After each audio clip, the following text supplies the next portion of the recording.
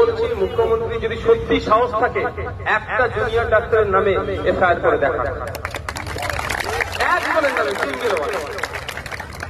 একজনের নামে উনি এফআইআর করুন, বুঝতে পারবেন মুখ্যমন্ত্রী কি ভাবছেন আমরা ঘাসে মুখ দিয়ে চলি নাকি,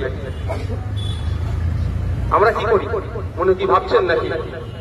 হুমকি চুমকি ওনার বাড়ির লোককে দিতে পারে, বাড়ির মধ্যে গিয়ে যখন মুখ্যমন্ত্রী আসনে বসেছে ওই হুমকি চুমকি শোনার জন্য আমরা বিরোধীর আসনে বসে নেই। আমরা চাই সুষ্ঠুভাবে রাজ্য চলুক, রাজ্যের প্রত্যেকটা শ্রেণীর মানুষ যে সামাজিকভাবে বঞ্চিত হচ্ছে বঞ্চনার হাত থেকে মুক্তি পাক এবং প্রত্যেকে তার নাগরিক অধিকার নিয়ে মাথা তুলে বাঁচুক। এই হুমকি স্বরে কথা বলবে, হুমকি শুনে কথা বলবে, আমরা চুপ বসে থাকবো এটা নয়। আমি আবারও বলছি, মুখ্যমন্ত্রী যদি সৎ সাহস থাকে একটা জুনিয়র ডক্টরের নামে এফআইআর করুন, তারপরে বাংলার মানুষ বুঝিয়ে দেবে মুখ্যমন্ত্রীকে সত্যি ওই গতিতে থাকার যোগ্য কি অযোগ্য, টেনে নামাতে হয় কি তুলতে হয়, বাংলার মানুষ বুঝিয়ে দেবে। প্রোগ্রাম আজকে